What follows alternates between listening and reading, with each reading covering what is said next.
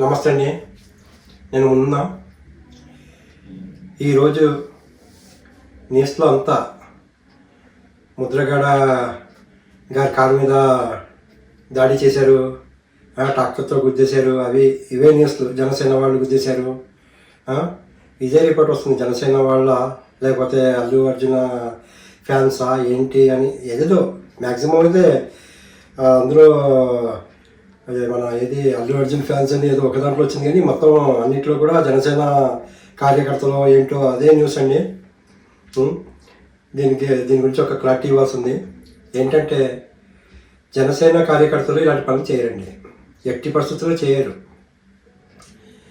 ఇది ఎలా చెప్తానున్నానంటే, నేను అప్పుడెప్పుడో ఎలక్షన్లు అయ్యాయండి. ఎలక్షన్కి ముందు ముద్రగడ గారు మన అసలు ఒక్క చోట కూడా గెలవకుండా చేస్తాను, మన పిఠాపురంలో ఓడించేస్తాము మేము, అది ఇదని ఏదేదో మాట్లాడినారు. ఆ టైంలోనే ఆయన మీద ఏం తెలియదు. మన జనసేన అభిమానులు కానీ కార్యకర్తలు కానీ ఇలాగే చెప్పుకుంటారని వదిలేశారు. ఆఖరికి వాళ్ళ కూతురు వచ్చి కూడా వాళ్ళ నాన్న గురించి చెప్పింది. అంటే చెప్తున్నాను, ఆయన అసలు పట్టించుకోలేదు. ఒక కామెడీ పీస్ కింద తీసుకున్నారు అప్పుడు అందరూ. ఆయనకి తెలిసిపోయింది తర్వాత ఏంటి అనేది. వైసీపీ ఎంత ఘోరంగా ఓడిందో, జనసేన ఎంత స్ట్రైక్ రేట్తో గెలిచిందో అంతా ఆయనకు తెలుసు. ఇంకెందుకు ఆయనకి అక్కడే పేరు మార్చుకుంటాను అది ఇది అన్నారు. అంతెందుకండి, మనం ఇంతకుముందు నేను నెక్స్ట్ సీఎం పవన్ కళ్యాణ్ అని ఒకటి పెట్టాను నేను. అందులో నేను క్లియర్గా చెప్పాను, ముద్రగడ గారి పేరే మర్చిపోయాను. అందులో నేను పేరే రాలేదు. అదే రెడ్డి గారు పేరు మార్చుతా ఉన్నారు, ఎవరో పిఠాపురంలో ఓడించేస్తా ఉన్నారు అని పేరు. అంటే అసలు మనసులోనే పెట్టుకోలేదు, పేరే మర్చిపోయాను నేను.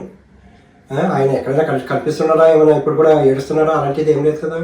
ఆయన ప్లేస్లో ఆయన ఏదో వెళ్ళిపోయాడు, అర్థమైంది. అందరికీ ఎలా తగవాల్సిన దెబ్బ అలాగే తగిలింది. ఎందుకంటే పవన్ కళ్యాణ్ గారు కూడా చెప్పారు, వాళ్ళకి 11 వచ్చినాయి, వాళ్ళకి పెద్ద పనిష్మెంట్, ఇంకా వాళ్ళ గురించి మనం పట్టించుకోవడం అవసరం లేదు, మన పరిపాలన మనం చేసుకుంటూ డెవలప్మెంట్ చేసుకుంటూ వెళ్ళిపోవటమే అని చెప్పారు. ఇదైతే ఎట్టి పరిస్థితుల్లో జనసేన కార్యకర్తలు చేసింది కాదండి.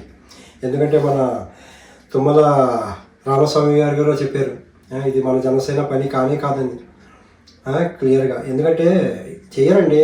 ఎందుకంటే మా పవన్ కళ్యాణ్ గారు ఎట్టి పరిస్థితుల్లో ఒప్పుకోరు ఇలాంటి పనులు చేయడానికి. మన కార్యకర్తలు ఎవరు చేసినా పక్కన పెడతారు ఆయన్ని.